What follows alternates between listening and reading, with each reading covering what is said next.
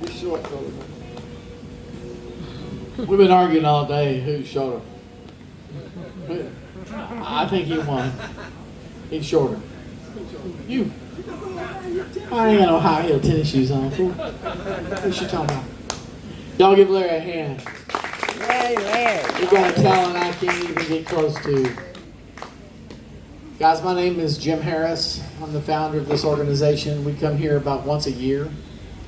And my number is 737-532 out of the state of Texas. I did my time back in the 90s. And I blame all my problems off of, well, it's all on them girls. Like this one right here. Yeah. In the 5th grade, you know, she had cooties. You know, we would go up and hit each other, give each other cootie shots. That's just a way to keep from going to the principal's office for hitting each other, I think, all that was.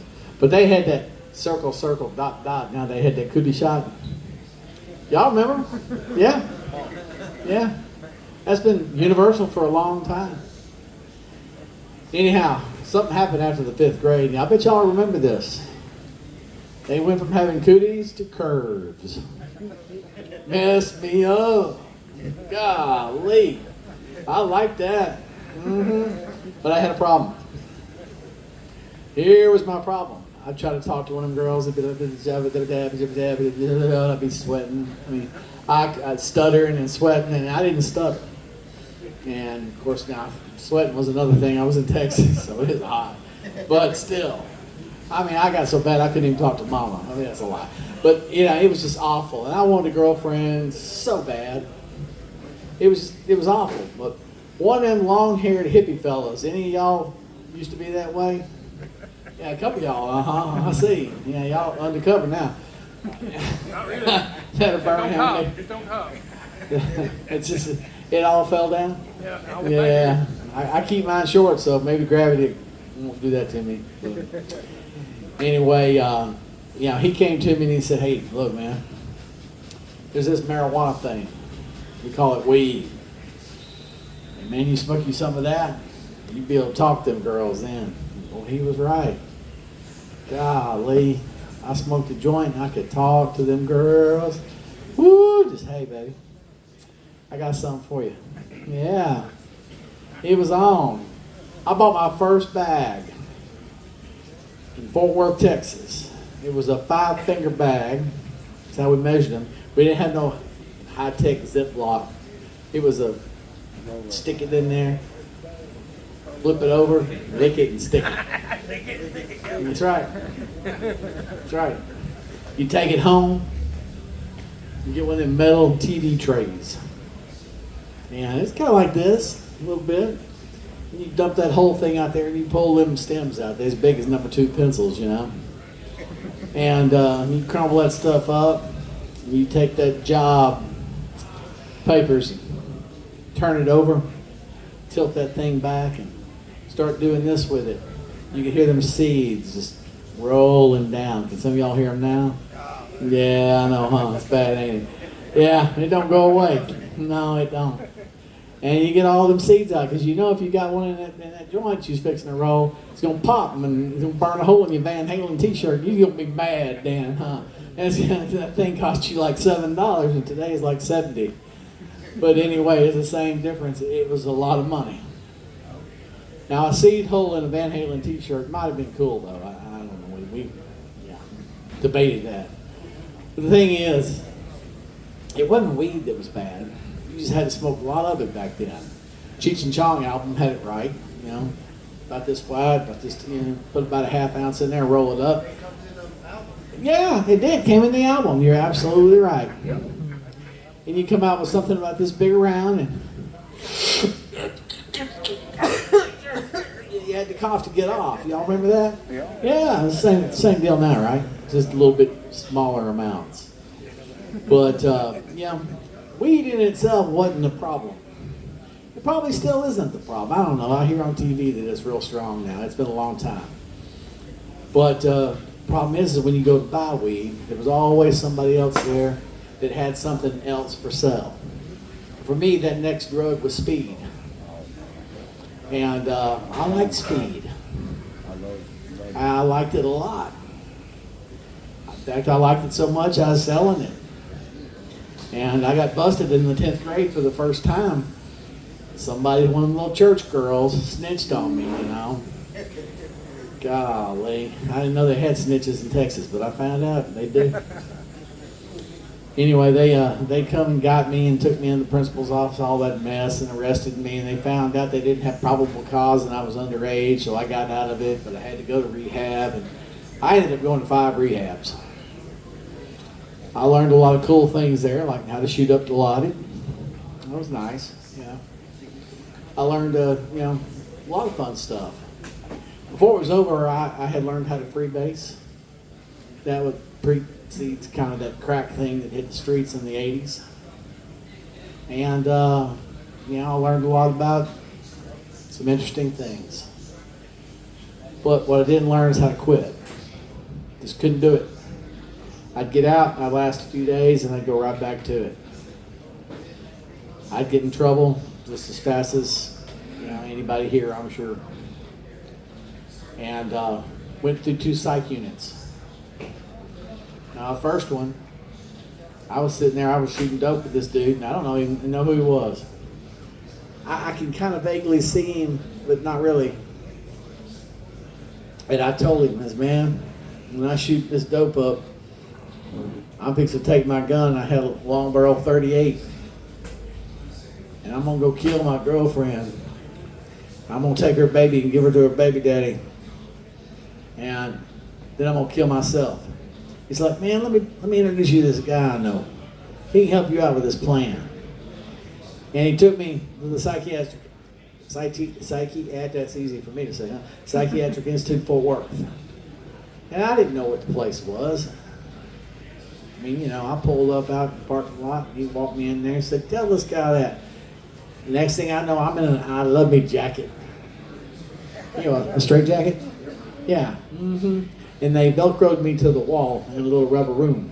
Gave me a shot of something, I don't know what, but it was good. Because I was happy. Yeah.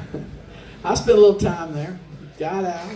It didn't do any good either. I learned a little bit about Rorschach's tests and IQ tests and this kind of test and that kind of test. They just told me I was a junkie, and I was like, yeah, I can note that. Just look at my arms. So I go back out, and, I end up back in a psychiatric institution again. This time I was with my current wife, actually, and we were in one of them no-tell hotels, and I had gone and I had about an ounce of good cocaine. That kind you break it, and then you see the little scales in there. It had all kinds of different rainbow colors. It's what they call a fish scale. It's 94% pure. Well, I had bought an ounce, and I went and I sold a big chunk of it and kept probably an 8-ball or more. And we've been sitting there banging on that stuff for a little while, and all of a sudden I start hearing voices coming from somewhere. I just knew it had to be them curtains, them all multicolored curtains. So I tore them suckers down, threw them in the floor, and I was stomping on them, killing them. And the voices got louder.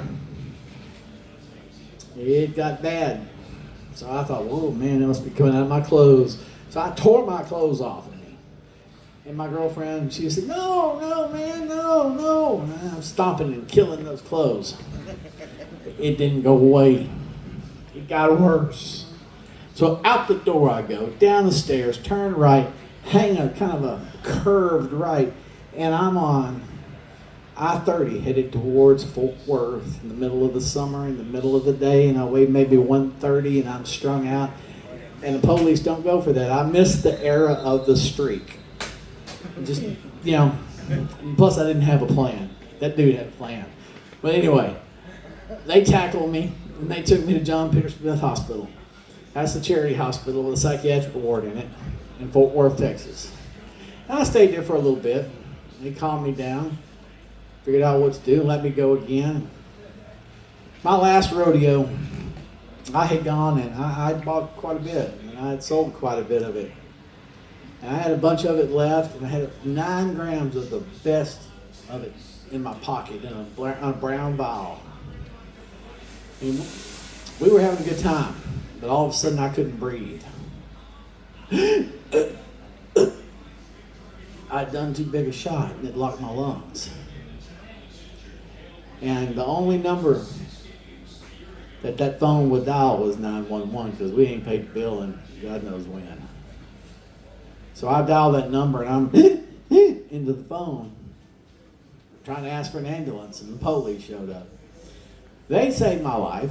They found that 9 grams. I didn't realize it at the time, but they took me to Euless City Jail. I'm sitting on one of them concrete benches. Y'all know the type. Yeah. The rest of this I do not remember. Some of it they showed me on film. Some of it they told me about. But I'll tell you when my memory kicks in. But I saw on film, in handcuffs, come off that bench and just fall to the floor. And I'm flopping like a fish, just fresh caught. You've thrown on a dock, up this high, clear in air. I mean, I don't remember any of it. I had the scars on my arms for the longest time from the cuffs. But I saw them settle me down. I saw them call the ambulance. I saw the ambulance come in and do CPR. I saw them put oxygen on me. I saw them, take me out the door. The next thing I know, I wake up in that hospital room across the street. Got a catheter in. I've got some kind of oxygen meter on me. I'm hooked up with them little white sticky things. And I've got an IV in me. And they're using $100 words, and I can't cash a $10 word at that point. Talking about enzymes and all this kind of crazy stuff to me. I'd had a heart attack and a seizure. I'm like, okay, that's cool. And they all kind of left the room. And I'm thinking, no handcuffs, no cops. Let's see if we can get out of here. Catheters, that high school education comes in handy because you don't just yank on that tube. You'd be bleeding out your bladder. So you turn a little knob and something deflates or whatever and a light comes on and it just slides right out. Well, I started to keep the IV because it'd been handy, so to speak. But, I'm like, no, wait a minute, that might be going in the wrong kind of thing. It might be an artery instead of a vein for all I know. But so I pulled that thing out and took the oxygen meter off and started peeling them little white stickers off. And man, alarms go off when you do that. And they came from everywhere. And they said, what are you doing? I said, I'm leaving. They said, you can't leave. And they started telling me about it. I said, I heard you the first time. Well, you can't leave. I said, you watch me. We're going to call the police. I said, do your job. I knew I was in Euless. I'd mowed many yards in Euless for the Euless police. Because I couldn't pay a fine. I couldn't even pay attention. So, I knew them fat boys was coming up that elevator. I went down the stairs. I went across Airport Freeway. Those medians that are about this high in concrete, crossed over one of those, walked to my house, got in the back door, took a shower, put new clothes on, got my Browning 9mm, and what cash I had, my keys, got in my car, and went and got my girl, and went and got some more dope. It'd been 3 days after all. I mean, I was dope sick because I'd been mixing a little heroin with and cocaine. Off I go. I don't even know I have a case.